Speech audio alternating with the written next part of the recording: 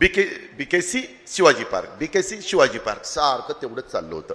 आता गाडी निघाली, आता खाली उतरले, आता पांढरे कपडे घातले, आता ह्यावेळेस रंग वेगळा नाहीये, आता स्टेजवर चढताय. अरे काय तुम्ही दाखवता.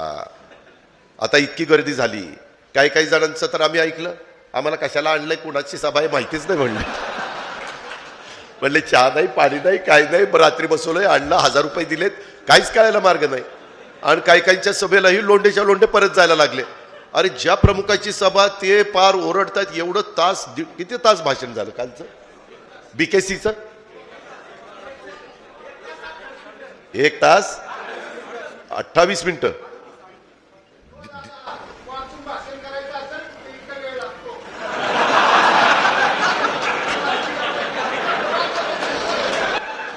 मी पण वाचून भाषण केलं आता. मित्रांनो, तो ज्याचा त्याचा अधिकार असतो, आपण त्याच्याबद्दल काही टीका टिप्पणी करू नये. मुख्यमंत्र्यांनी सांगायला नको होतं, विजयादशमीच्या शुभ मुहूर्तावर माझी पुढची महाराष्ट्राची दिशा ही राहणार आहे. ते एकत्र पक्षात होते, तेच काढत बसले, ते असं झालं, ते तसं झालं, ते तसं झालं. काय घेणं देणं आम्हाला? झालं गेलं गंगेला मिळालं, तुमचं तुम्हाला लखलाभ. पण राज्याचं काय?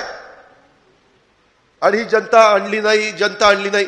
मी कधी म्हणलं ही जनता मी आणली, पैसे देऊन आणली म्हणलं?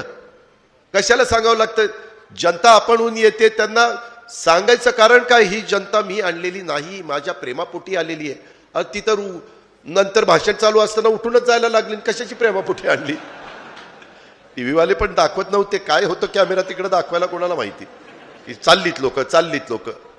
मागं देखील कुठेतरी एक सभा झाली मराठवाड्यात, तिथं पण असंच झालं. माणसं बळजबरीनं आणली ना, किंवा काहीतरी आमिष दाखवून आणली, तर माणसं बसत नाही. आता ही भाषणं झाली, माझं भाषण चालू आहे, एक माणूस हल्ला नाही. कारण मी खरं तेच सांगतो, मला काय फसवायचंय. हे आमदार मात्र इकडनं फुटतात, तिकडे जातात, कोण मंत्री होतं, कोण मुख्यमंत्री होतं. अरे तुम्ही तुमचं बघता, जनतेने काय करावं? जनतेची काय चूक आहे? जनतेच्या ज्या काही अडचणी आहेत, गेल्या 3 महिन्यामध्ये काय अडचणी सोडवण्याचं काम केलं?